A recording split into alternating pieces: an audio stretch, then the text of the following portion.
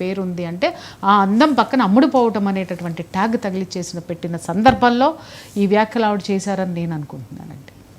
Right, అంటే ఆవిడ వ్యాఖ్య చేయటాన్ని లర్న్డ్ పీపుల్ ఎవరైతే తప్పబట్టరు, కొంచెం సెన్సిబుల్ అండ్ లర్న్డ్ పీపుల్, సమాజం సెన్సిబుల్ సొసైటీ కూడా తప్పబట్టదు.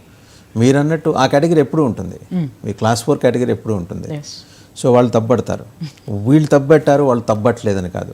బట్ ఇండస్ట్రీలో ఉన్న ఈ మినేస్ని ఆవిడ హైలైట్ చేసి చూపించింది. ఇంతవరకు మాట్లాడిన వాళ్ళందరూ వాళ్ళ మాటకి ఎందుకు వెయిట్ లేకపోయిందంటే పాపం ఒక సినిమానో 2 సినిమాలో చేసుకోవటం, వెళ్ళిపోవటం, ఆ టార్చర్ భరించలేక వెళ్ళిపోవటం, అండ్ ఈ క్విడ్ ప్రోకోలకు అంగీకరించలేకపోవటం ఇవన్నీ.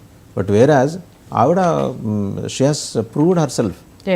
ఆవిడ మొత్తం సౌత్ ఇండియా హిందీ సినిమాల్లో కూడా ఆవిడ యాక్ట్ చేశారు. తెలియని వాళ్ళు ఎవరు ఉండరు ఇండస్ట్రీ, అటు బాలీవుడ్ కానీ ఇటు టాలీవుడ్ కానీ. అండ్ ఇవాళకి కూడా షీ కమాండ్స్ రెస్పెక్ట్. ఒకవేళ హీరోయిన్ ఉన్న ఆ సినిమాలో ఈవిడ పాత్రే డామినేట్ చేస్తుంది, చేస్తుంది, లేకపోతే తీసుకున్న తర్వాత ఆ పాత్ర కమాండ్ వచ్చేలా చేసుకోగలదు. ఆవిడకి ఆ నేర్పరితన దక్షత ఉన్నాయి. ఆవిడ మాట్లాడిన తర్వాత ఇండస్ట్రీ ఎందుకు కామ్గా ఉంది, ఇండస్ట్రీ ఎందుకు మాట్లాడట్లేదు? ఇప్పుడు ఇది పెద్ద బిగ్ క్వశ్చన్. ఇది ఖండించాలి, ఎవరైనా సరే ఖండించాలి. నేను ఇక్కడ ఒక విషయం చెప్తున్నా, మంచి ప్రశ్న వేశారు.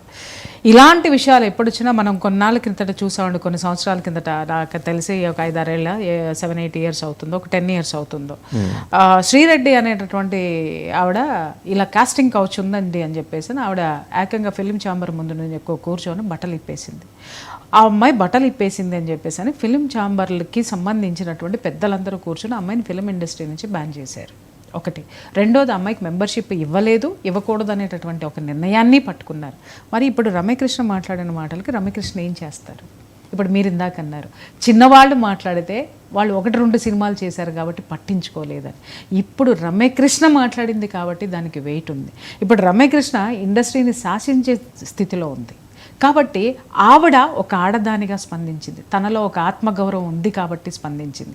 తను చెబితే, తను కూడా ఒక విషయాన్ని బయటికి వ్యక్తపరిస్తే అట్లీస్ట్ సమాజంలో నాకంటూ ఒక సందేశాన్ని నేను ఇచ్చిందాన్ని అవుతాను, నా అభిప్రాయాన్ని వెలిబుచ్చిందాన్ని అవుతాను అని చెప్పేసి అని అమ్మాయి చాలా ధైర్యంగా ఈ ట్వీట్ చేసి ఉన్నటువంటి పరిస్థితులు మనం చూడొచ్చు.